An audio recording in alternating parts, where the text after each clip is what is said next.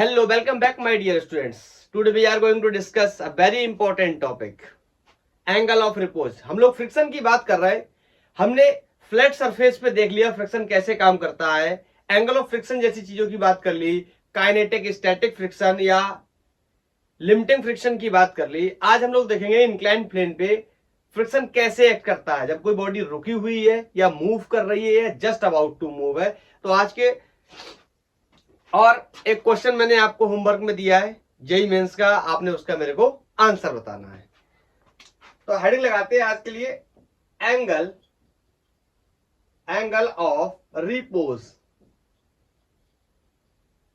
क्या होता है एंगल ऑफ रिपोज, समझने की कोशिश करते हैं इसको। जैसे ये इंक्लाइन प्लेन पे इस तरीके से कोई ऑब्जेक्ट यहां पर रखा है और ये ऑब्जेक्ट क्या कर रहा है, अभी स्लाइड नहीं कर रहा है या मूव नहीं कर रहा है।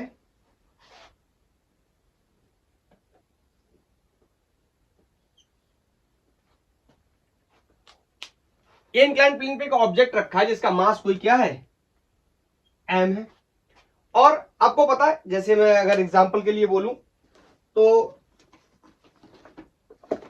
इस जैसे ये मास है कोई, जैसे मैंने इसको यहां पे रखा है तो देखो इंक्लाइंड है, कुछ एंगल टिल्टेड है, लेकिन ये मार्कर इस बुक से नीचे नहीं गिर रहा है।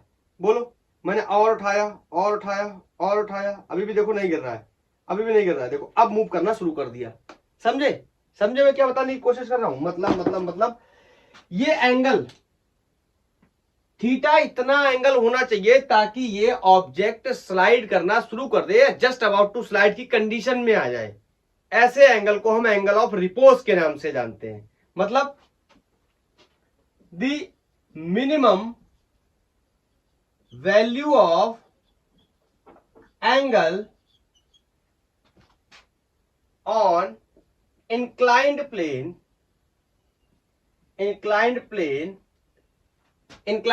पे minimum value of angle so that a body is just about to move।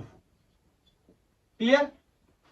इतना कम से कम कितना एंगल बनाया जाए, अभी मैंने आपको करके दिखाया, कम से कम कितना एंगल बनाया जाए ताकि ये बॉडी क्या करने, मूव करने लगे। तो इस एंगल को हम कैलकुलेट करने चलते हैं। मैंने डिमॉन्स्ट्रेशन में बताया, अब मैथमेटिकली बात करते हैं। देखो इतने दिन से आप पढ़ रहे हो, आपको ये सारी चीजें क्लियर हो गई होंगी कि ये क्या है, mg। नीचे की तरफ कंपोनेंट वगैरह बनाना आप सीख गए होंगे, बहुत दिनों से हम लोग ऐसा काम कर रहे हैं। ये एंगल थीटा, तो देखो बार बार बताता हूं, ये एंगल 90, तो ये एंगल 90 माइनस थीटा, ये पूरी वैल्यू, ये वैल्यू और ये वैल्यू 90 डिग्री का एंगल बन रहा है। तो ये सिंपली मैं बोल सकता हूं क्या, थीटा। क्लियर? बहुत बार एक्सप्लेनेशन दे चुका हूं। और यहां से नॉर्मल रिएक्शन। बोलो अब अगर मैं आपसे बोलूं ये body just about to slide है, मतलब मूव करने की कंडीशन में आ रहा है, तो इस पर फ्रिक्शन भी एक्ट करेगा। और आपको पता है जस्ट अबाउट टू स्लाइड का मतलब क्या है, खिसकने ही वाला है, मतलब स्लाइडिंग, खिसकने मतलब चलने ही वाला है। मतलब स्टैटिक फ्रिक्शन की क्या कौन सी वैल्यू लगने वाली है, maximum value, and that is called limiting friction. तो पहले कंपोनेंट को बैलेंस कर लेते, देखते। बोलो ये mg, ये कितना हो गया, mg का कॉस थीटा। बोलो mg cos थीटा, इसका दूसरा कंपोनेंट यहां कहीं आ जाएगा, that will be mg sin theta.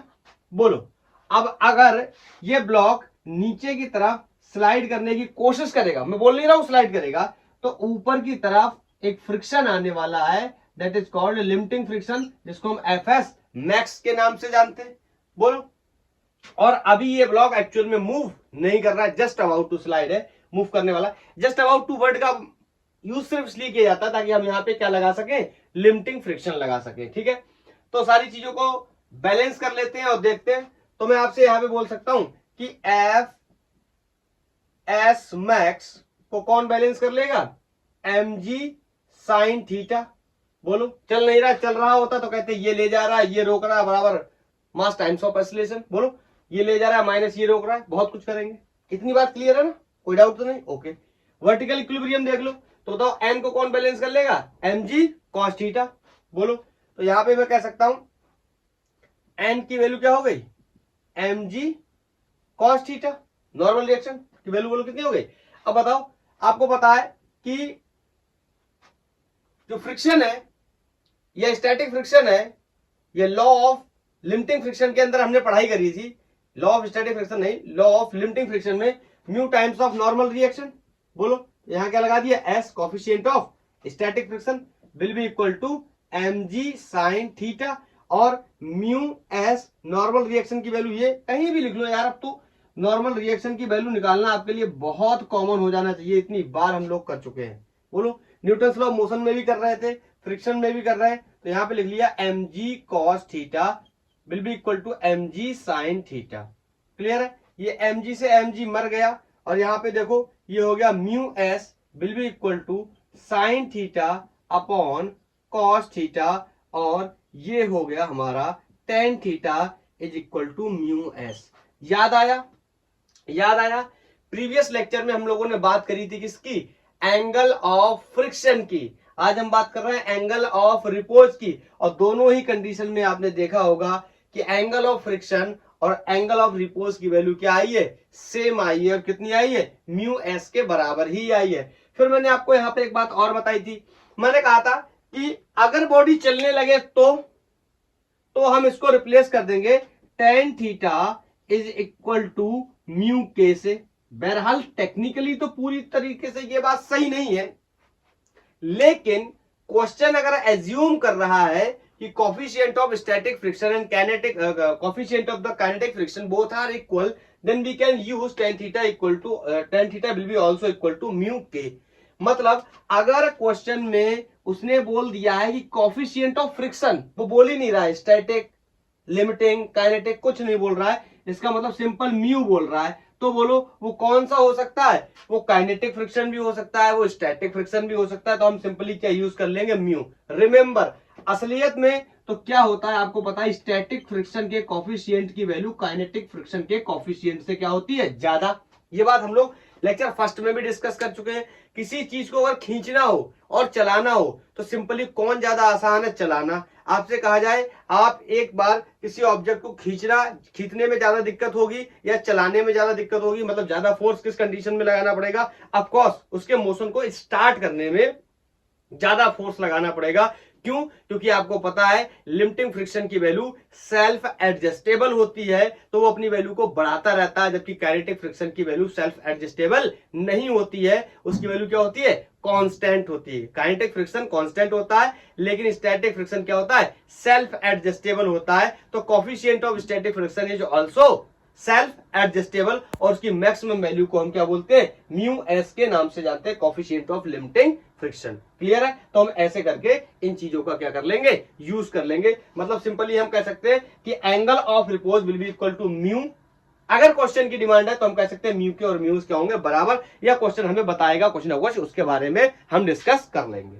Clear है, अब ये चलने लगेगा तो परिस्थितियां अलग होंगी, उनके बारे में भी डिस्कस करेंगे। बोलो, तो this is all about the angle of repose. अब हम डायरेक्ट जंप करेंगे अच्छे न्यूमेरिकल प्रॉब्लम्स के ऊपर। देखिए भाई, फिजिक्स का मतलब सिंपली अगर आप किसी एग्जाम के लिए प्रिपेयर कर रहे हैं, आप 11th में पढ़ते हैं, आप नीट प्रिपरेशन करते हैं, आप जेई प्रिपरेशन करते हैं, तो आपके लिए क्वेश्चंस होता है। फिजिक्स का मतलब सिंपली क्वेश्चंस होता है, आपको न्यूमेरिकल प्रॉब्लम्स को वहां क्या करना होता है, सॉल्व करना होता है। अगर आप हायर स्टडीज में है तो अलग बात है, वहां पे आपको बहुत ज्यादा चीजें समझनी पड़ती हैं। बहरहाल मैं अपने टॉपिक पे वापस आता हूं और क्वेश्चंस की प्रैक्टिस करते हैं। तो सबसे पहले कुछ इजी बेसिक क्वेश्चन ले लेता हूं मैं। बेसिक का मतलब इतना बेसिक भी नहीं होगा। बताओ, इंक्लाइंड प्लेन पे ये कोई ऑब्जेक्ट रखा है, और ये ऑब्जेक्ट एक रस्सी से बंधा हुआ है, और यहां पर एक पुली बंधी हुई है, और इससे दूसरा ऑब्जेक्ट यहां पर हैंग कर रहा है। दोनों ऑब्जेक्ट के मासेस के बारे में डिस्कस कर लेते हैं। तो ठीक है, तो ये ऑब्जेक्ट जो ऊपर है ये दोनों ही, और जो नीचे हैंग कर रहा है ये दोनों ही, मैं लिख दे रहा हूं यहां पे, m1 equal to m2 equal to 14 kg के हैं। इंपॉर्टेंटली ये ब्लॉक नीचे गिर रहा है v, कोई कांस्टेंट वेलोसिटी से नीचे फॉल कर रहा है, मतलब एक्सेलरेशन का कॉन्सेप्ट यहां पर नहीं है। और मेरे को इतनी जानकारी देने के बाद क्वेश्चन कह रहा है मैग्नीट्यूड ऑफ फ्रिक्शनल फोर्स बताइए। पहला, मैग्नीट्यूड ऑफ फ्रिक्शन फोर्स कितना होगा, फ्रिक्शन फोर्स। दूसरा मेरे से कोफिशिएंट ऑफ फ्रिक्शन की बात कर रहा है। ऑफ कोर्स आपको पता है बॉडी क्या है, मूव कर रही है, तो कोफिशिएंट ऑफ फ्रिक्शन कौन सा आएगा, म्यू के। अब हम जैसे हमेशा काम करते हैं वैसे ही करने चले। आपके लिए इस ब्लॉक का एफबीडी बनाना कोई बहुत बड़ी बात नहीं है। न्यूटन्स लॉ ऑफ मोशन में हम बहुत डिस्कस कर चुके हैं इंक्लाइंड प्लेन के बारे में। बस यहाँ पे एक एक्स्ट्रा चीज हो गई है, क्या, फ्रिक्शन एक्ट करने लगा है। बताओ अगर ये आगे चल रहा है तो ये भी चलेगा, बोलो अगर ये चलेगा तो पीछे की तरफ, बोलो यहाँ पर कौन काम करने वाला है, फ्रिक्शन, दैट इज एफ के, काइनेटिक फ्रिक्शन। बस इतनी ही चीज एक्स्ट्रा है, बाकी तो हमें सब पहले से ही पता है। बोलो एफबीडी बनाएंगे तो इसका मास लेट्स से कोई क्या हो गया mg, तो बोलो। और क्वेश्चन में ये एंगल की वैल्यू भी मेरे हिसाब से गिवन होनी चाहिए, और this will be 30 degree. Okay 30 degree इसकी वैल्यू रखते हैं, ठीक है। और यहाँ पे अगर बोलो ये 30, तो आप डायरेक्ट बोल देता हूं ये भी 30, बहुत बता चुके हैं कैसे, आपको पता है। अगर ये 30 ये 90, तो बोलो ये कितना हो गया 60, और ये लाइन परपेंडिकुलर है, बोलो ये वाला क्या परपेंडिकुलर, तो ये 90, तो ये कितना हो गया, अरे सॉरी ये 90 ये 30, तो ये कितना हो गया 60। अगर ये 60 और ये पूरा 90, तो ये कितना होगा 30। आई थिंक आपको पता, मैं ज्यादा नहीं बताऊंगा। तो ये हो गया mg cos 30। इसका दूसरा कंपोनेंट यहां कहीं आ जाएगा mg sin 30। बोलो मेरे को फ्रिक्शन की वैल्यू बतानी है, और सबको पता है कि ऊपर की तरफ क्या लग रहा होगा, यहाँ पर नॉर्मल रिएक्शन। तो सबसे पहले तो नॉर्मल रिएक्शन की ही वैल्यू को लिख लेता हूं, n will be equal to mg cos 30। इसमें किसी को कोई भी डाउट नहीं होना चाहिए, सारी वैल्यूज मुझे गिवन है। cos 30 की वैल्यू मैं जानता हूं √3/2 होती है, g की वैल्यू को मैं 9.8 यूज कर लूंगा, और m की वैल्यू 14 kg मुझे दी हुई है। तो यहां से नॉर्मल रिएक्शन की वैल्यू को मैं क्या कर लूंगा, फाइंड कर लूंगा, और सारी वैल्यूज को रख लेता हूं। n equal to 14 into 9.8 into √3/2। इसको क्या करेंगे, अब सॉल्व करेंगे, और इसको सॉल्व करने के बाद वैल्यू को क्या कर लेंगे, फाइंड आउट कर लेंगे। कर लिया, बोलो कर लिया, फाइंड आउट कर लिया।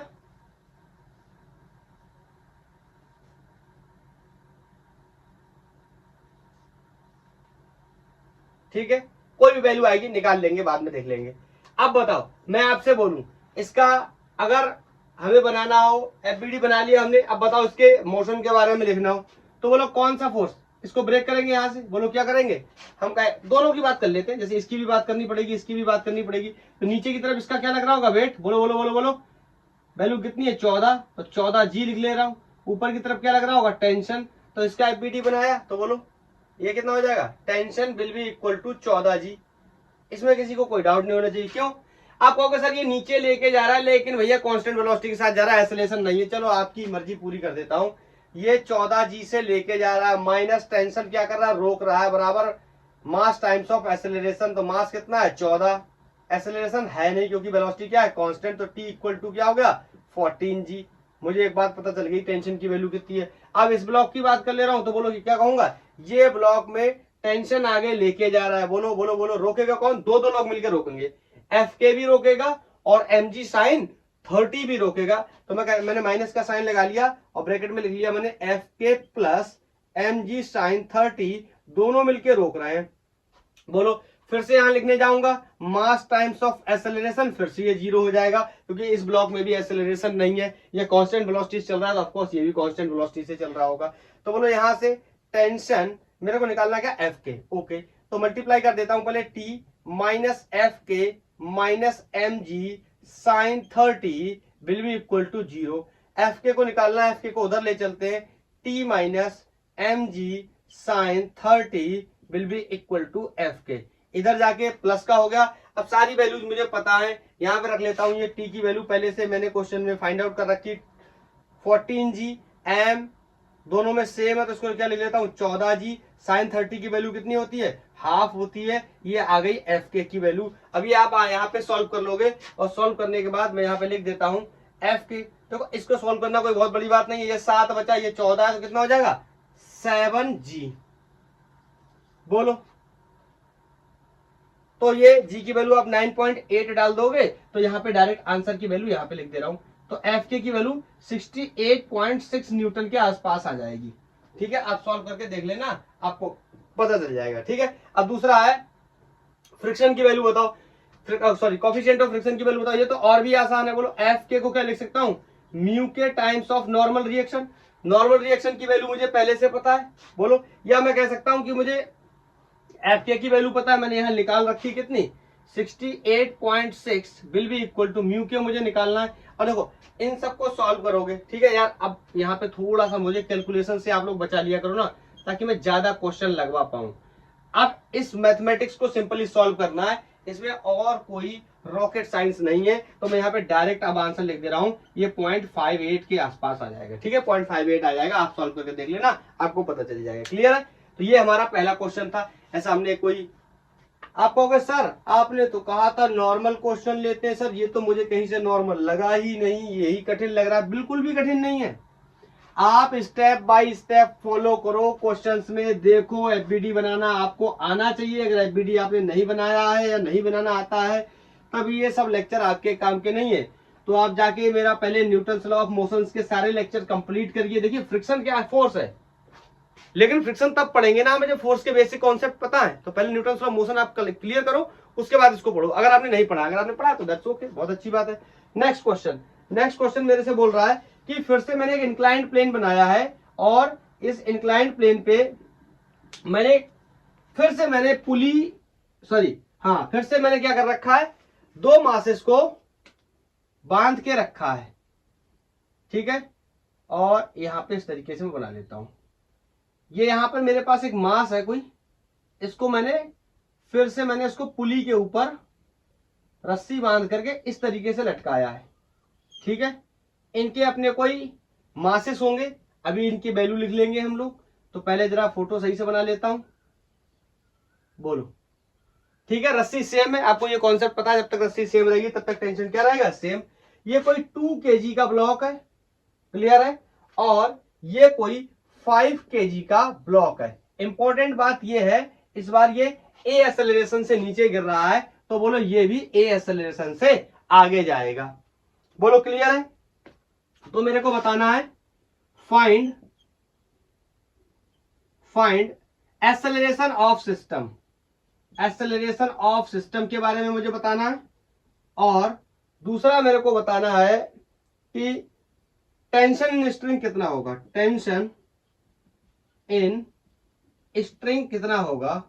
और आपको पता है यहां पे फ्रिक्शन तो ऑफकोर्स होगा ही। तो कॉफिशिएंट ऑफ फ्रिक्शन की जो वैल्यू है मेरे को इस बार म्यू दे रखी है 0.3। बस मैं यही बोल रहा था आपको, ध्यान से देखो। अब ये म्यू दिया है, ये पता नहीं है म्यू के है या म्यू एस है। ठीक है, इसी वजह से एंगल ऑफ रिपोज की वैल्यू को मैंने क्या लिख दिया था, म्यू के बराबर लिख दिया था। ये म्यू के या म्यू एस दोनों हो सकता है। मैंने बजट डिफरेंस भी बता दिया, म्यू एस बड़ा होता है। ठीक है, अब मेरे से बोल रहा है इन दोनों की वैल्यू बताओ। तो बताओ, सबसे पहले तो क्या करेंगे, एफबीडी बनाएंगे। एफबीडी बनाने के लिए इसका एंगल दिया होगा, आई थिंक इसका एंगल भी 30 डिग्री ही ले लेते हैं। ठीक है, इसका एंगल भी कितना 30 डिग्री ले लेते हैं। तो बोलो, ये यहां से इस तरीके से हैंग कर रहा है mg। अब थोड़ा सा तेज कर सकता हूं मैं, कोई दिक्कत तो नहीं है। तो ये एंगल भी कितना हो गया 30, तो ये कितना हो गया mg cos 30। बोलो, तो इसका दूसरा कंपोनेंट यहाँ कितना हो गया mg sin 30। बोलो, ऊपर की तरफ क्या हो गया, नॉर्मल रिएक्शन हो गया। बोलो बोलो बोलो बोलो, कोई दिक्कत? हाँ, ये 5, तो यहाँ पे नीचे क्या लग रहा होगा 5g। बोलो, नीचे जा रहा है तो ऊपर क्या लग रहा होगा, टेंशन। इस ब्लॉक से बात कर लो, तो आप कहोगे 5g लेके जा रहा है। बोलो बोलो बोलो, टेंशन रोक रहा है 5 टाइम्स ऑफ ए। अरे ये तो हम क्या लिखते हैं, net force equal to M लिखते हैं बार बार।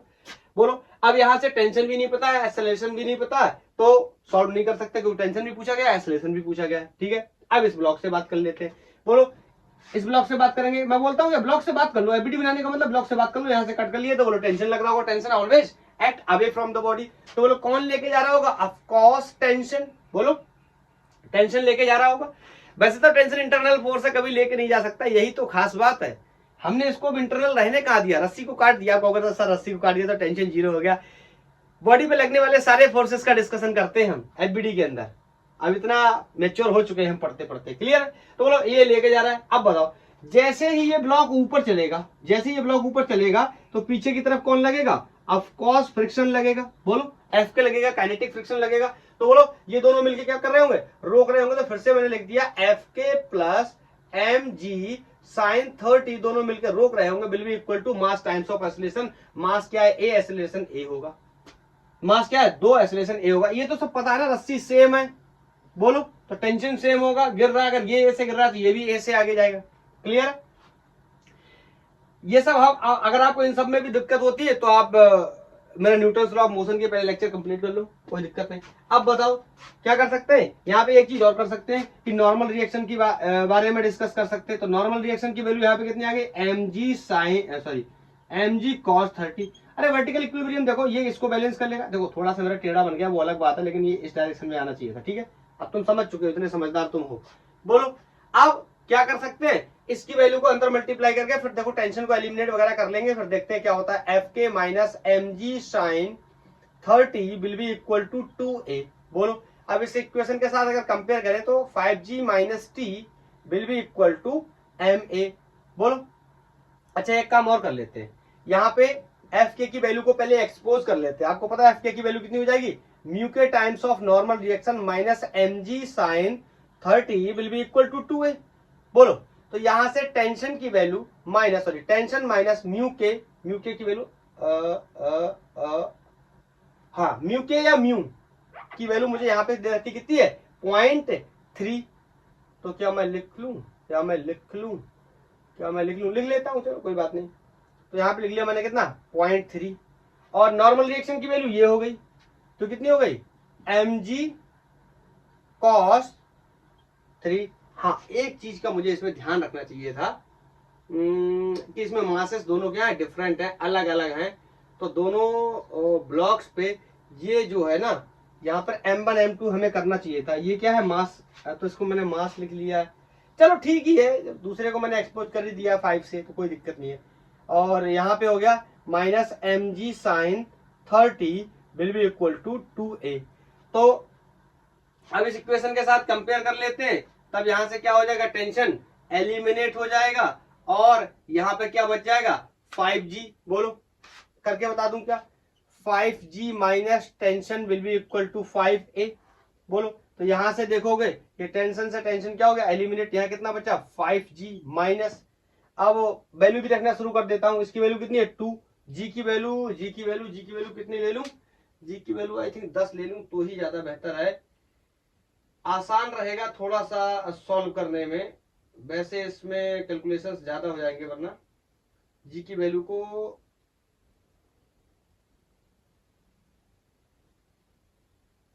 को चलो बाद में रख लूंगा। तो यहाँ पे ध्यान से देखो, ये 2 है, ये 3 है, तो ये कितना होगा? 2 3 जा 6। जी के टर्म्स में रख देता हूं, बाद में जी की वैल्यू को रख लूंगा। जी साइन और कॉस 30 की वैल्यू आपको पता है कितनी होती है? √3/2 माइनस। बोलो एम जी, इसकी बात कर रहे हैं। तो बोलो मैंने कहीं कुछ गड़बड़ तो नहीं कर दिया? बस मैं बार बार यही देख रहा हूँ कि नॉर्मल रिएक्शन में ये वाला मास आएगा, that's okay. M G sine 30 में भी यही वाला मास आएगा, दैट्स ओके। ये होने जा रहा है 2g। और साइन 30 की वैल्यू कितनी होती है? साइन 30 की वैल्यू हाफ होती है, तो ये कितना बचेगा? सिर्फ g will be equal to 2। देखो यहीं पे गड़बड़ हो रहा है ना। ये एम जी माइनस टेंशन से, हाँ ये 5, ठीक है। तो ये 2 और ये 5 कितना हो गया? 7a। अब यहाँ पे देखो सब कुछ पता है, g की वैल्यू मैं जानता हूं, a की वैल्यू यहां से निकल के आ जाएगी। देखो ये माइनस g है। अब यार ये सब तो कर ही लेना ना, ये माइनस g है, ये प्लस का 5g है, कितना बचेगा? 4g। 4g में से ये वैल्यू मुझे पूरी क्या करनी है? टोटल घटानी है। और घटाने के बाद मुझे सब कैलकुलेट करना है। एक्सेलरेशन अप्रॉक्स 8.7 मीटर पर सेकेंड स्क्वायर आ जाएगा, सॉरी 4.87 मीटर पर सेकेंड स्क्वायर। इतना कॉपरेट करो प्लीज है। बोलो एक्सेलरेशन की वैल्यू पता चल गई, एक्सेलरेशन की वैल्यू को उठा के यहां रख दो, यहां से टेंशन की वैल्यू मिल जाएगी। बोलो क्लियर? अरे 5g टेंशन की वैल्यू मुझे निकालनी है, एक्सेलरेशन की वैल्यू यहां रख दोगे तो यहां से मैं बोल दे रहा हूं पुट इन 1। 1। तो टेंशन की वैल्यू मैं यहाँ नोट कर दे रहा हूँ। सॉल्व करना आपका काम है और आप मेरे को सॉल्व करने के बाद बताना भी कि आपका मैच कर रहा है कि आपका मैच नहीं कर रहा है। तो यहाँ से 24.65 न्यूटन इसकी वैल्यू आ जाएगी। क्लियर है? तो कैसे सॉल्व कर रहे हैं, टेक्निक पे कंसंट्रेट करिए, ना कि सॉल्यूशन का जो इसका मैं मैथमेटिक्स देख रहा हूं उस पे कंसंट्रेट करने की कोई जरूरत नहीं है। ठीक है, वो तो आप कर ही लोगे। बोलो, is that clear? Is that clear? दूसरा सवाल। तीसरा सवाल मैं अब जेई मेंस से लेना चाहता हूं। ठीक है, मैं अब जेई मेंस का क्वेश्चन लेना चाहता हूं और मैं उस क्वेश्चन को विद लैंग्वेज नोट करना चाहता हूं ताकि आप समझ पाए कि क्वेश्चन क्या कह रहा है। तो मैं लेक्चर को पॉज करके क्वेश्चन को नोट करता हूं। ये सब बहुत आसान था, आई थिंक मैंने करके दिखा दिया। यहां से ए की वैल्यू को सॉल्व कर लेंगे और ए की वैल्यू को यहां डाल देंगे तो टी की वैल्यू हो जाएगी। That's okay. तो मैं नया क्वेश्चन नोट कर देता हूं। ये जेई मेंस 2019 का सवाल है, मेरे से बोल रहा है। अच्छा, मैंने बीडी तो बनाई नहीं। हाँ, आप क्वेश्चन को पढ़ो, आप क्वेश्चन को पढ़ो, तब तक मैं इसका डायग्राम बना देता हूँ। आप क्वेश्चन को पढ़ो। ये इस तरीके से कोई एक इंक्लाइंड प्लेन है। ठीक है, कपड़ा कहाँ गया है यार? ये एक इंक्लाइंड प्लेन है और इस इंक्लाइंड प्लेन पे एक ऑब्जेक्ट रखा है। एक ऑब्जेक्ट रखा है, कोई मास रखा है और ये 10 केजी का मास है। ये तो क्वेश्चन में मेंशन है, आप देख सकते हो।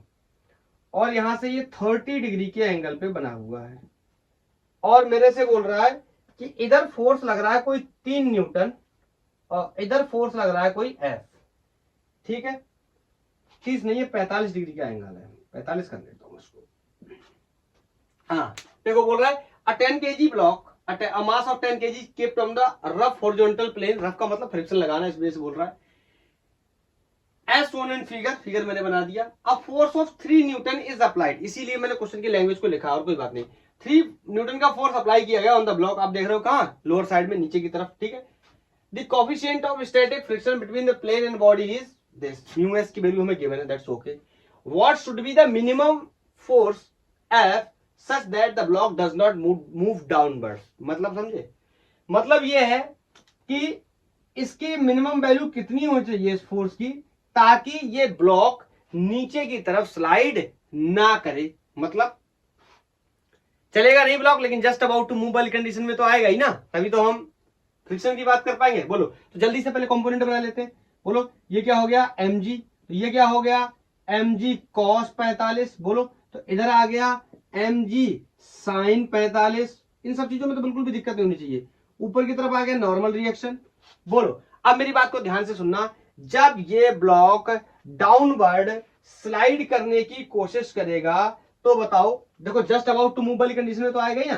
तो नीचे की तरफ ये चलने की कोशिश करेगा, स्लाइड करने की कोशिश करेगा, तो ऊपर की तरफ फ्रिक्शन आने वाला है। बोलो, और चल रहा नहीं है तो आपको पता एडजस्टेबल फ्रिक्शन आएगा। कौन सा? स्टैटिक, जो कि अपनी वैल्यू को बड़ा बड़ा के क्या कर लेगा? मैक्सिमम। तो मैं कह सकता हूं यहाँ पे एफ एस मैक्स स्टैटिक, या बोल सकते हो अब लिमिटिंग फ्रिक्शन लगने वाला है। बोलो, ऊपर की तरफ। तो अब बिल्कुल सिंपल है, इसका क्या बनाना है?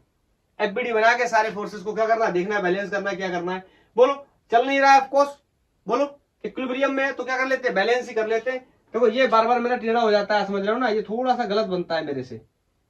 एक्चुअली में ये ऐसे बनना चाहिए था mg, और ये फिर इसका कंपोनेंट जो है ना, ये कुछ इस तरह आना चाहिए mg cos 45। But that's okay, हम लोग बहुत डिस्कस कर चुके हैं। बोलो, कर लेते हैं फिर। इसका मतलब n की वैल्यू कितनी हो गई? mg cos 45।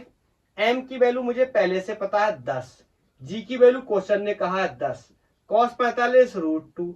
इसका मतलब 100 अपॉन √2 न्यूटन। अगर जरूरत पड़ेगी तो रखूंगा। क्लियर है? अब यहां पे देख लेते हैं। बोलो, जा तो रहा नहीं किधर भी, तो मैं कह सकता हूं कि इधर के फोर्स बराबर होंगे इधर के फोर्स। इधर के फोर्स कौन कौन है? 3 न्यूटन प्लस mg sin 30। दोनों को मिलकर किसने अकेले बैलेंस किया होगा? फ्रिक्शन ने, लिमिटिंग फ्रिक्शन ने, fs मैक्स। ये हो गया 3 प्लस, अच्छा न्यूमेरिकल में आंसर निकालना है तो वैल्यू को रखते ही चलता हूं। sin 30 की वैल्यू हाफ, ठीक है, विल बी इक्वल टू। बोलो, fs इसकी वैल्यू कितनी हो जाएगी? Mu S times of normal reaction. बोलो बोलो बोलो, तो ये यहां से सॉल्व करूंगा, ये हो जाएगा 3 प्लस, ये इससे कटा 5 50। अरे यार ये 100 है, 100 का आधा कितना हो गया? 50। म्यू एस की वैल्यू मुझे क्वेश्चन में गिवन है 6.6। और एन की वैल्यू मैंने यहां से निकाल रखी, कितनी है 100/2। तो बोलो अरे ये क्या हो गया, ये क्या हो गया भाई, ये क्या हो गया, हाँ गलत हो गया, गलत हो गया, गलत हो गया। एक चीज गड़बड़ हो गई, देखो देखो दोबारा से बताता हूँ क्या गड़बड़ हुआ है, मैं फिर से इसको साफ करता हूँ। गलती क्या हुई है भाई, मेरे को एक फोर्स एफ भी तो लगाना है। अरे अरे अरे अरे अरे, एक फोर्स एफ और भी तो लगाना है। यही तो क्वेश्चन पूछा है कि कितना फोर्स मैं अपनी तरफ से लगाऊं, ये एफ कम से कम कितना फोर्स लगाऊं ताकि ये स्लाइड ना करे। तो बताओ, इधर भी दो फोर्सेस हो गए, इधर भी दो फोर्सेस हो गए, इसकी वैल्यू मुझे निकालनी, इसकी वैल्यू मुझे पता है। चलो तो यहां लिख लेता हूं 3 + 10 × 10 × 1/2। बोलो समझ गए ना कैसे, क्लियर है ना, ये फोर्स ही तो निकालना है मुझे। बोलो तो ये हो गया mu times of normal reaction is plus F. तो यहाँ पे ये तो अभी अभी मैंने सॉल्व किया था, 3 प्लस ये कितना हो गया 100/2 मतलब 50 बराबर म्यू की वैल्यू मुझे 0.6 दे रखी है, एन की वैल्यू मैंने सॉल्व की थी अभी 100/2 प्लस 100/√2। तो बोलो अब हम इसको क्या कर लेंगे, सॉल्व कर लेंगे। ये कितना होगा 53। बोलो ये इसके साथ गया तो कितना होगा 60/√2 प्लस एफ। ये इधर जाएगा माइनस में चला जाएगा। बोलो तो ये बोलूंगा एफ = 53 में से 60/√2 को मुझे क्या करना है, सब्ट्रैक्ट करना है। तो एलसीएम लेके ये कितना हो जाएगा, ये हो जाएगा 53√2 - 60/डिवीजन/√2। अब यार ये मत कहना कि ये सॉल्व करके दिखा दो, सॉल्व करके नहीं दिखाऊंगा, सॉल्व करना तुम्हारा काम।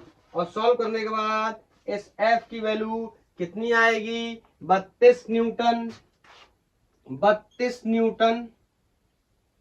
क्लियर है कोई ऑप्शन है तो 32 न्यूटन, ये सॉल्व कर लेना। अब ये इतना भी सॉल्व करके नहीं कर सकते क्या सर, मैं नहीं कर सकता, कोई बात नहीं, करना पड़ेगा, टाइम जाएगा मेरा आपके पास। बोलो तो ये 32 न्यूटन आ गए, ये आप सॉल्व करके देख लेना। बोलो नेक्स्ट क्वेश्चन में लेने जा रहा हूं, मैं फिर से पॉज कर लेता हूं, फिर से राइटिंग करूंगा। इस क्वेश्चन में मैंने राइटिंग करी, आपको समझ में आया कि कितना फोर्स लगाना चाहिए ताकि ये चले ना। कुछ और भी कंडीशंस हो सकती है, जेई मेंस के ही सारे क्वेश्चन ले रहे हैं हम लोग। ये नेक्स्ट क्वेश्चन है, जेई में आया हुआ ही सवाल है। आजकल ऑनलाइन पेपर होता है ना जेई का, तो उसमें बहुत सारे मल्टीपल उसमें होता है, क्या बोलते हैं, शिफ्ट्स में होता है, तो वहां पे सवाल बहुत सारे सवाल आते हैं। तो मैंने उसी अनुसार से मैंने एक सवाल ले लिया। हाँ अभी इसमें इस लेक्चर में जाते जाते गलती होते होते एक चीज रह गई, ध्यान से सुनना। प्रीवियस क्वेश्चन में मैंने सॉल्व किया था, आंसर आया था एफ = 32 न्यूटन। ठीक है, ध्यान से सुनना मेरी बात। एंगल की वैल्यू बाई मिस्टेक मैंने 30 ले ली है, एंगल होना चाहिए था 45। क्वेश्चन में आप हो सकता है आपने जज भी कर लिया हो, आपने देख भी लिया हो कितना है। अगर जहां जहां 1/2 है वहां वहां 1/√2 रख दो, मतलब जहां जहां cos 30 रखा है या sin 30 रखा है वहां वहां cos 45 रख दो या sin 45 रख दो। ठीक है, 30 की जगह 45 कर देना आपको हर जगह। ठीक है, तो वैल्यू भी चेंज हो जाएगी 1/√2 से, सॉरी 1/2 से 1/√2 हो जाएगी। छोटी छोटी मिस्टेक है, मेरी गलती। ओके, और ये क्वेश्चन है, ये कोई एक ऑब्जेक्ट है जो कि इंक्लाइंड प्लेन पे रखा गया है और बोल रहा है कि इस पर ये फिगर बना हुआ, पहले पढ़ते हैं। A block is kept on a rough inclined plane as shown in figure. Okay, बोल रहा है रिमेन्स एट रेस्ट, रुका रहता है up to the maximum force of 2 newton downward, मतलब जब इस पर मैं 2 न्यूटन का डाउनवर्ड फोर्स लगाता हूं तब ये रुका रहता है। आगे देखते हैं, the inclined plane the maximum external force up, ऊपर की तरफ जो लगाया गया मैक्सिमम एक्सटर्नल फोर्स है in the inclined plane that does not move to the block is 10 newton. मतलब अगर ये 10 न्यूटन का फोर्स ऊपर की तरफ लगता रहता है तो ये ब्लॉक फर्दर मूव नहीं करेगा। क्लियर है, अगर मूव कर जाता तो कंडीशन अलग होती, लेकिन उन्होंने कहा है कि मूव नहीं करेगा, तो मूव ना करने के हिसाब से हम लोग काम करेंगे। हमसे कह रहा है find the coefficient of static friction between the object and inclined plane. तो मैंने शॉर्ट में म्यूएस लिख दिया। क्लियर है, जी की वैल्यू जरूरत पड़ेगी 10 रख लेंगे। चलिए शुरू करते हैं। ये बोलो mg, ये 30 तो ये भी 30, तो ये हो गया mg cos 30, ये ऊपर हो गया नॉर्मल रिएक्शन। बोलो अब ध्यान से सुनना मेरी बात, क्वेश्चन में 2 कंडीशन दी हुई है। जब इस पे 2 न्यूटन का फोर्स लगता है नीचे की तरफ, तो भी ये रेस्ट पे है, और जो इस पे 10 न्यूटन का फोर्स लगता है ऊपर की तरफ तो भी रेस्ट पे है। तो हम दोनों सिचुएशंस को दिमाग में रख करके काम करना शुरू करते हैं। बोल। तो पहला मैं बोलता हूं, द ब्लॉक डज नॉट या डोंट मूव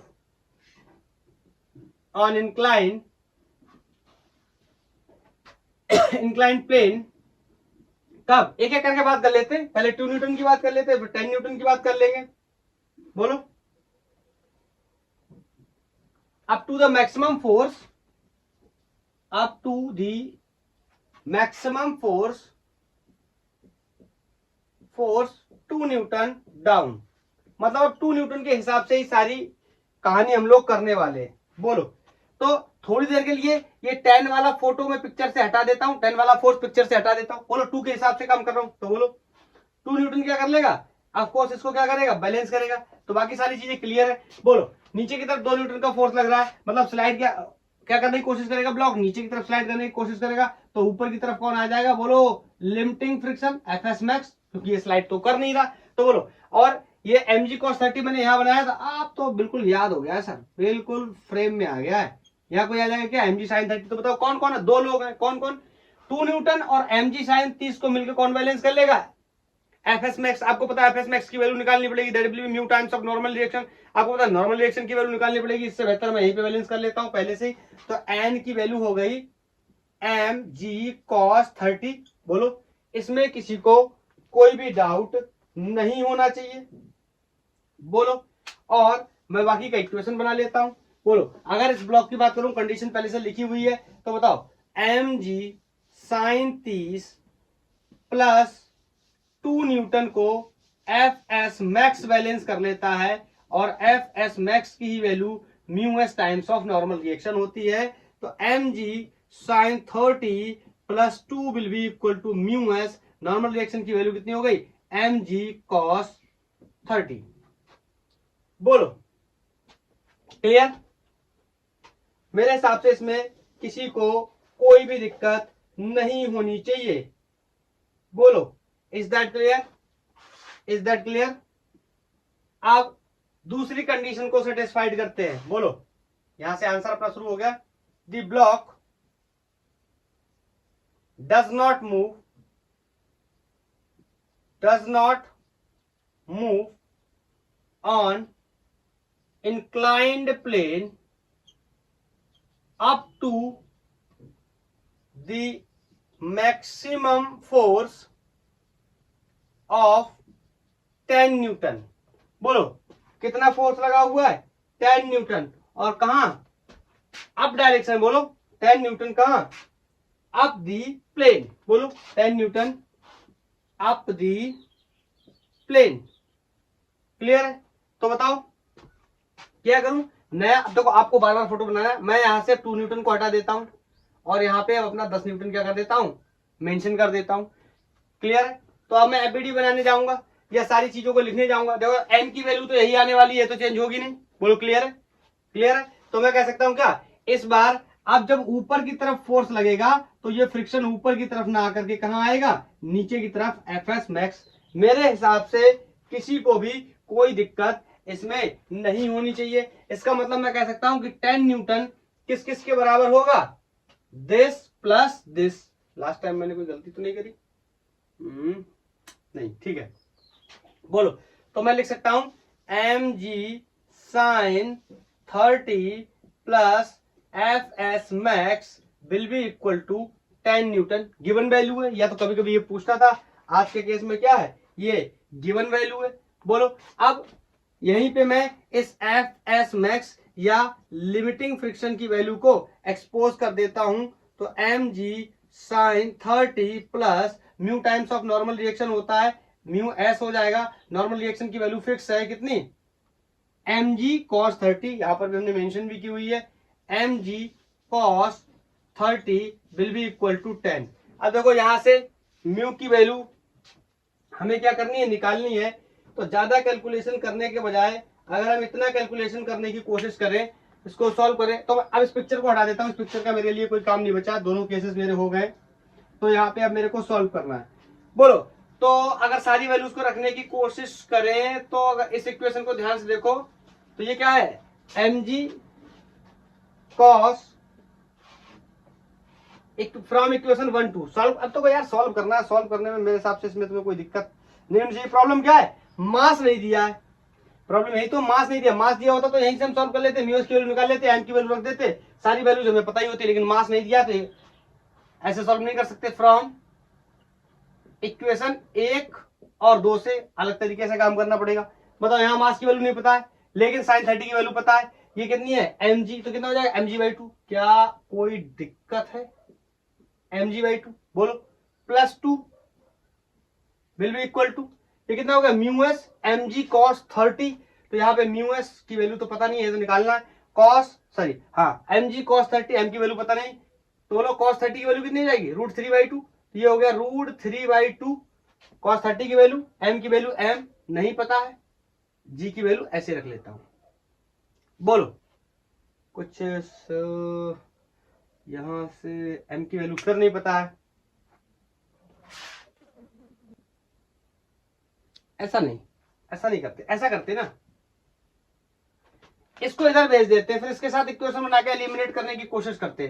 तो ये हो जाएगा mg sin 30। बोलो ये इधर जाएगा, माइनस का हो जाएगा, माइनस μs mg cos 30। 2 को इधर लाएंगे तो माइनस का हो जाएगा, मैंने लिख लिया।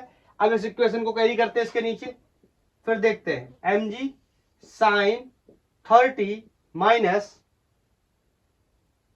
नहीं plus μs mg cos 30 is equal to 10। Is this clear? बोलो, अब यहां से ये एलिमिनेट हो गया, आप कहोगे म्यूएस को एलिमिनेट क्यों कर दिया, mg sin 30 और mg cos 30 के वैल्यू निकाल लेते तो भी हमारा काम हो जाएगा। बोलो तो कितना हो गया, 2mg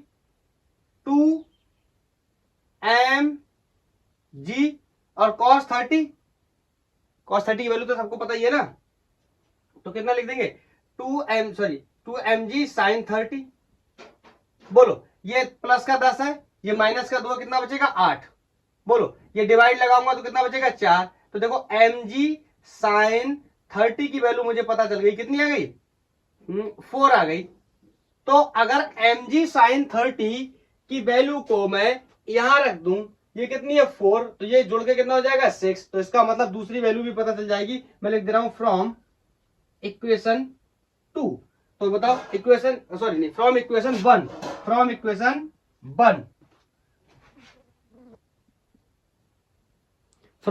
1 तो बताओ यहां पर mg sin 30 की जगह कितना रख दूंगा 4, ये भी निकाला मैंने, तो 4 + 2 कितना हो जाएगा 6। तो यहां से मेरे को मिल जाएगा μs mg cos 30 की वैल्यू कितनी हो गई 6। अब मेरे लिए सॉल्व करना बहुत ही आसान है। बोलो अब मैं इसको हटा रहा हूं, इधर रेशियो ले लेता हूं, दोनों का ऊपर नीचे रख के दोनों को डिवाइड कर लेता हूं, मेरा आंसर बन जाएगा। बोलो तो ये मैंने मान लिया कोई फिल्टर्ड इक्वेशन है 3 है, या कोई 4th इक्वेशन बना ली। तो बताओ यहाँ पे मैं क्या कर लेता हूं, 2 या 1/2 कर लेता हूं।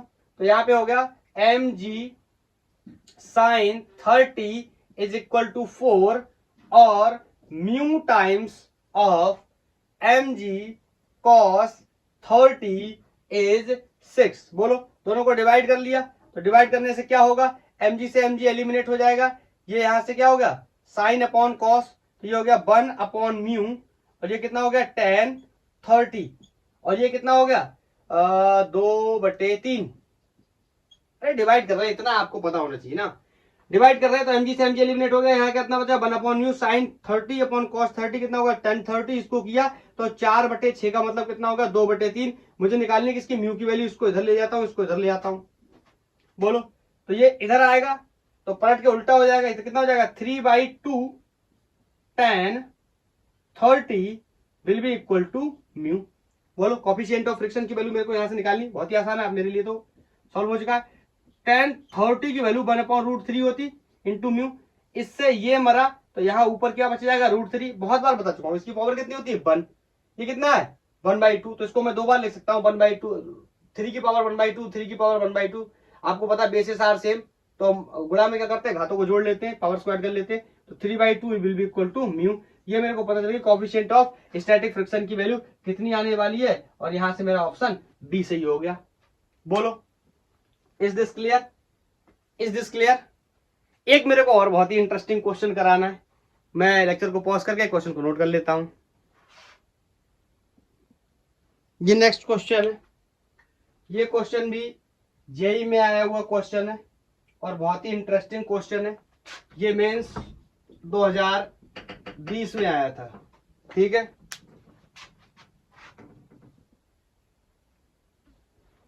बोल रहा है कि देखो, समझने की कोशिश करते हैं, मैं उसके साथ साथ डायग्राम बनाता हूं, मैं बोल कर डायग्राम बताता हूं आपको। एक कोई इंसेक्ट है और ये इस तरीके से, ये कोई एक हेमिस्फीयर है और इस हेमिस्फीयर के बॉटम पे कोई एक इंसेक्ट पड़ा था जो यहां से चलने की कोशिश कर रहा था ऊपर की तरफ, और ऊपर की तरफ किसी भी जगह पहुंच गया, ठीक है। किसी जगह पहुंचने के बाद फिर ये क्या करने लगा, नीचे की तरफ स्लाइड करने लगा। तो मेरे से कह रहा है कि बताइए कि ये कितना ऊपर चला गया होगा। देखो, तो पहली बात तो ये हेमिस्फीयर है, तो इसका रेडियस मैं आर मान लेता हूं, ठीक है। इसका रेडियस मैंने कोई आर मान लिया। बताओ, एफबीडी भी बनाएंगे भी इसी इंसेक्ट का, बोलो। और ये यहां से लेट्स से ये एच हाइट ऊपर चला गया, बोलो क्लियर है? इसमें मेरे हिसाब से कोई डाउट नहीं होना चाहिए, बोलो क्लियर है? अगर मैं इसको ऐसे मिलाऊं तो यहां कोई एंगल बन रहा होगा, दैट विल बी थीटा, बोलो। और ये रेडियस का अगर मैं इधर कंपोनेंट लेने जाऊं तो ये पूरी वैल्यू कितनी हो जाएगी, बोलो, आर का कॉस थीटा, सॉरी, इतना कंपोनेंट कितना हो जाएगा, आर का कॉस थीटा। बताओ, सुनना, अगर ये इतना कंपोनेंट लूंगा तो ये कितना हो जाएगा, आर का कॉस थीटा, और यहां से यहां तक की, देखो यहां तक की ये पूरी डिस्टेंस कितनी हो जाएगी, आर। तो मैं आपसे एक बात कह सकता हूं, ध्यान से सुनना मेरी बात को, आर क्या होगा, आर होगा ये आर कॉस थीटा प्लस इस एच के बराबर। ये तो बोल ही सकता हूं ना यार, तो सिंपल मैथमेटिक्स है, इसमें तो कुछ है नहीं। अरे ये 2, ये 3, ये कितना है 5, तो 5 बराबर 3 प्लस 2, यही तो लिखा मैंने। एच की वैल्यू मुझे निकालनी है, तो R minus R cos theta कर दूं तो मेरा आंसर आ जाएगा। बोलो, मुझे सिर्फ और सिर्फ क्या तकलीफ दे रहा है, ये एंगल तकलीफ दे रहा है, एंगल निकाल लेता हूं। चलो सॉल्व करते हैं अब इसको, मैं दोबारा से पढ़ के बता देता हूं। यहाँ पे कोफिशिएंट ऑफ फ्रिक्शन है, इसकी value mu S that is 0.75, या इसी को मैं 3/4 भी लिख सकता हूँ। 75 लिखा हुआ है, ध्यान से देखो, पॉइंट को भूलिए, 75 लिखा है, 75 को 3/4 भी लिख सकते हैं, बोलो 3/4 लिखा हुआ है, क्लियर। अब मेरे से कह रहा है कि बताइए हाइट कितनी होगी, तो सबसे पहले इंसेक्ट का क्या बनाते हैं, एफबीडी। तो बोलो ये इंसेक्ट है, इसका कुछ ना कुछ मास होगा, तो इसका वेट ये इस तरीके से नीचे की तरफ mg होगा, इसमें कोई डाउट नहीं। बताओ, अगर इसी लाइन को आगे कैरी करूं तो ये एंगल थीटा, तो ये एंगल भी थीटा, ये सबको पता होगा। अरे यार, ये लाइन इस तरीके से बनी हुई है, यहाँ एंगल थीटा, कहीं पर भी लाइन खींचूंगा तो एंगल हर बार में क्या बनने वाला है, थीटा ही बनने वाला है, बोलो थीटा ही बनने वाला है। काफी इंटरेस्टिंग क्वेश्चन है ये, बोलो।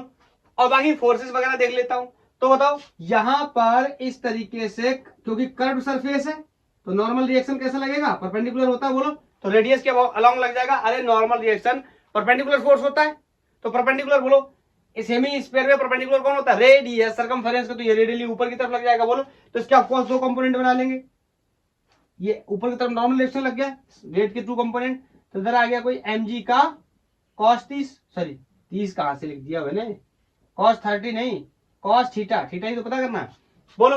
और इसका दूसरा कंपोनेंट बना लेता हूं, बोलो कहां जाएगा, ये ऐसे mg sin थीटा। अरे यार, इन सब चीजों में आपको प्रॉब्लम नहीं होनी चाहिए, ये mg cos थीटा, इसका परपेंडिकुलर mg sin थीटा इधर आ गया, वेट का इंपैक्ट देखो नीचे की तरफ, बोलो। अब क्या करता हूं, वही इसकी सिचुएशन को क्लियर कर लेते हैं और बाकी एफबीडी वगैरह बना लेते हैं। अब मेरी बात को ध्यान से सुनना, ये कहानी तब तक तो सही है जब तक फ्रिक्शन नहीं है।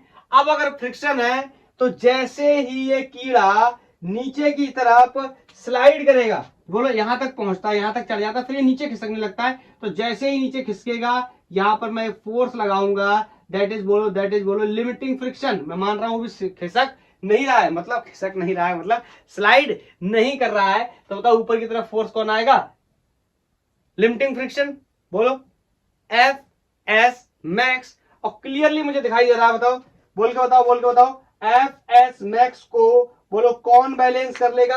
अरे दिखाई दे रहा है ना, एफ एस मैक्स को ये बैलेंस कर लेगा एम जी साइन थीटा। इसीलिए मैं बोलता हूं याद मत करो, जिस प्रकार का सरफेस होगा उस प्रकार से काम करेंगे। इंक्लाइंड होगा अलग, ये कर्व सरफेस है तो कर्व सरफेस पे एफबीडी बना लिया, मेरे लिए कोई बड़ी बात नहीं। इसकी वैल्यू कितनी होती है? Mu S times of normal reaction M G sine 30। यहां से नॉर्मल रिएक्शन की value is the very clear, that is N M G cos theta. अब कहीं ये याद मत कर लेना कि एन की value M G cos theta होती है, सिचुएशन बदल गई तो नॉर्मल रिएक्शन की वैल्यू बदल सकती है, कहीं याद कर लो, पता लगे फिर गलत कर दो जाके।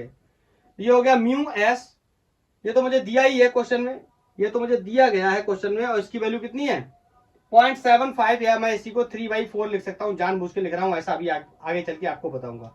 ये हो गया एम जी कॉस थीटा, ये हो गया एम जी साइन थीटा। बोलो एम जी से एम जी क्या हो गया? मर गया। ये साइन थीटा इधर है, इस कॉस थीटा को इधर ले जाकर डिवाइड लगा दूं तो ये हो जाएगा 3/4 equal to sine theta upon cos theta, और sine theta upon cos theta क्या हो गया? Tan theta is equal to 3/4। बोलो, तो यहां से थीटा इनवर्स की वैल्यू आ जाएगी, लेकिन मुझे थीटा नहीं चाहिए, मुझे इस एच की वैल्यू चाहिए। ये एच की वैल्यू तब निकलेगी जब इसकी वैल्यू क्या होगी? नोन। बोलो, तो ये तीन और 4 वाला ट्रायंगल पता है, बहुत बार बता चुका हूं, ये 3 वाला और ये 4 वाला ट्रायंगल मैं आपको कई बार बता चुका हूं। ये कितना होता है? 4, ये कितना होता है? 3, ये कितना होता है? 5। क्लियर? ये 3, 4, 5 वाला, और इस परिस्थिति में एंगल 37 डिग्री होता है। बोलो, तो यहां पे मैं कह सकता हूं थीटा की वैल्यू कितनी आ गई? थीटा की वैल्यू कितनी आ गई? 37। अरे कॉस क्या होता है? बेस, सॉरी परपेंडिकुलर अपॉन, एक सेकेंड, सॉरी tan क्या होता है? Perpendicular upon base. तो ये हो गया परपेंडिकुलर, ये हो गया बेस। कॉस, अगर मैं यहाँ पे कॉस लगाऊं, मुझे किसकी जरूरत है? कॉस की। यहां बता दूं क्या? तो बोलो कॉस 37, एंगल कितना है? 37, ये याद रखना है 37। तो कॉस क्या होता है? बेस अपॉन हाइपोटेनस, तो इसकी वैल्यू कितनी होगी? 4/5। बस यहीं पर रख देता हूं, आंसर आ जाएगा। तो बोलो, यहां से सॉल्व करने चला मैं, तो इसको हटाऊं क्या? इसको हटा दे रहा हूं ऊपर इधर। मीन्स 2020 का प्रॉब्लम था, कई बार बता चुका हूं ये बात, मुझे लगता है। H equal to H minus R cos 37, और कॉस 37 की वैल्यू कितनी है ये भी मुझे पता है, 4/5। तो ध्यान से देखो, अरे अब इसको देखना ही क्या है यार, इसमें सॉल्व करना, आंसर बताना है। 5 इधर जाएगा तो ये 5r हो जाएगा, ये 4r लिख देता हूं, 5r माइनस 4r/5, तो H बराबर r/5। क्वेश्चन को दोबारा से देखो जाके, r 1 मीटर रेडियस दिया था, यहाँ जो रिटन था इसमें दिया होगा, मैंने दिया है कहीं, रेडियस इसका क्या है? 1 मीटर है। तो बताओ, इसको सॉल्व करूंगा तो h इक्वल टू, तो 1/5 है, तो ये कितना हो जाएगा? 0.02 मीटर में दिया, तो मीटर में, सेंटीमीटर होता तो 20 सेंटीमीटर लिख देते हैं, मैच करा लेंगे, मीटर्स में दिया है, तो ये वाला ऑप्शन क्या हो जाएगा? सही। क्लियर है? एक इंसेक्ट ऊपर की तरफ चढ़ रहा था, मेरी बात को ध्यान से सुनना, मैं आपको नेक्स्ट क्वेश्चन होमवर्क में करने वाला हूं, तो मैं उस क्वेश्चन को यहां से आगे ही कैरी कर देता हूं, फिर समझते हैं।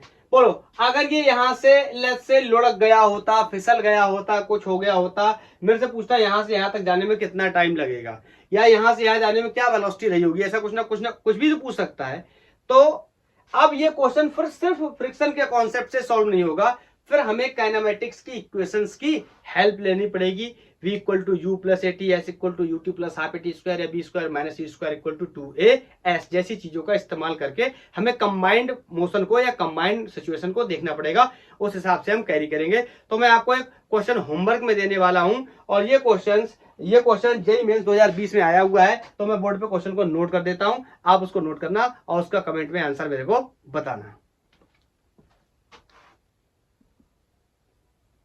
ये क्वेश्चन है मेंस 2020 में पूछा हुआ सवाल है, बोल रहा है एक ब्लॉक है कोई जो ऊपर की तरफ मूव करना स्टार्ट करता है with the velocity v not, inclination 30 degree पे दिया हुआ है। मैं क्या इसका रफ डायग्राम बना देता हूं, ये देखो इस तरीके से, ये 30 डिग्री का इंक्लिनेशन है और ये ऊपर की तरफ v नॉट वेलोसिटी से मूव करना शुरू करता है। बोला it come back to the it's original position with velocity v nought, मतलब ये यहाँ कहीं गया है, फिर यहाँ कहीं से फिर से वापस आया है, और वापस जब यहाँ पर ये इनिशियल पोजीशन पे लौट के आया है तो इस जगह इसकी वेलोसिटी इसकी कितनी हो गई, आधी v नॉट बाई 2। बोलो the value of static friction, the value of coefficient of static friction is mu S is given x upon 1000 the nearest integer x। अरे ये म्यू एस गिवन नहीं है, एक्चुअली यही पूछा गया। अरे यार x जब दिया नहीं है मतलब म्यू एस की वैल्यू निकालनी। तो देखो अब समझो इस सवाल को हम किस तरीके से सॉल्व करेंगे। मैं थोड़ी बहुत हिंट कर देता हूं ताकि आप समझ पाए। बोलो इसका मतलब यहां पर भी वेलोसिटी कितनी रही होगी, v nought by root 2, sorry v nought by 2। कैसे, अरे यार यहां से यहां गया है, ये इनिशियल वेलोसिटी, यहाँ फाइनल वेलोसिटी, ये कोई इंक्लिनेशन, आप एक सेकेंड, ये कोई डिस्टेंस क्या मान लेना, x मान। अरे यार इसकी डिस्टेंस कुछ ना कुछ क्या होगी, x होगी, ये x मान लेना। तो x रास्ता चलने में इनिशियल वेलोसिटी पता है, फाइनल वेलोसिटी हमें निकालनी है। बोलो पाथ वगैरह हमें दिया गया है, क्या है, कोई x पाथ है या कोई l पाथ है, x पाथ मैंने ले रखा है। बोलो और यहाँ पे ये चल रहा है, ये नॉर्मल सवाल तो है नहीं, ये कोफिशिएंट ऑफ फ्रिक्शन लगेगा यहाँ पे। बोलो यहाँ पे फ्रिक्शन लग रहा है तो यहाँ पे कोफिशिएंट ऑफ फ्रिक्शन की वैल्यू भी गिवन होगी। बोलो मैं दोबारा से आपको सवाल की भूमिका बताता हूँ रिपीट करके, मैं आपको ये हिंट दे रहा हूं ताकि आप इसको सॉल्व करें, और सॉल्व करके आपने मेरे को इसका आंसर भी बताना है। ये यहां से ब्लॉक ने स्टार्ट किया चलना, तो यहां पर जाकर के इसकी वेलोसिटी v नॉट बाई 2 हो गई होगी, और ये लौट करके आया है तो यहां पर भी इसकी वेलोसिटी v नॉट बाई 2 है। ऐसा क्वेश्चन ने बोला है, मैं अपने तरफ से नहीं बता रहा हूं। और ऐसा करने में इसने ये कोई रास्ता कवर किया होगा, लेट्स से इसको s मान लेता हूं। अगर ये सवाल बिना फ्रिक्शन के होता तो इस सवाल का हमारे लिए कोई खास इंपॉर्टेंस नहीं था, इंक्लाइन प्लेन पे मोशन कैसे करते हैं इक्वेशन लगाकर हम आराम से सॉल्व कर लेते। लेकिन यहाँ पे फ्रिक्शन लग रहा है तो यहाँ पे कोफिशिएंट ऑफ फ्रिक्शन की भी बात करेंगे, म्यू एस की भी बात करेंगे, और ये जो इंक्लिनेशन है ये 30 डिग्री का दे रखा है। तो बताओ क्या करेंगे हम, सबसे पहले तो हमें एक्सेलरेशन निकालना पड़ेगा। बोलो एक्सेलरेशन हम निकाल लेंगे, इनिशियल वेलोसिटी हमें पता है, एक्सेलरेशन हम निकालेंगे, इनिशियल वेलोसिटी हमें पता है। बोलो और उसके बाद जब एक्सेलरेशन हमें दोनों सिस्टम का दोनों केसेस में पता चल जाएगा, फिर हम यहाँ से दोनों वैल्यू को या दोनों इक्वेशंस जो बनाएंगे उनको क्या कर लेंगे, इक्वेट कर लेंगे, और हमें वैल्यू पता चल जाएगी किसकी, फ्रिक्शन की। और जो भी वैल्यू आएगी फ्रिक्शन की, लेफ्ट से 10 आती है, एग्जाम्पल के लिए बोल रहा हूं, तो ये x अपॉन 1000 को 10 के बराबर कर लेंगे तो यहां से सॉल्व करेंगे, x की वैल्यू मिल जाएगी। क्लियर है। तो इस सवाल का जवाब आपने मेरे को बताना है, और आपने बताना है कि कौन सा क्वेश्चन आपको सबसे कठिन लगा और सबसे कौन सा क्वेश्चन आपको सबसे आसान लगा।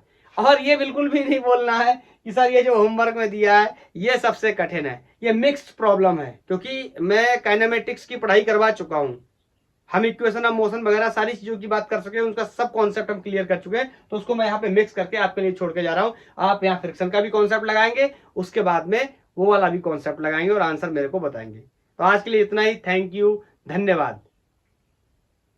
पढ़ाई करते रहिए, अगर आपका कोई सजेशन है तो आप मुझे बता सकते हैं।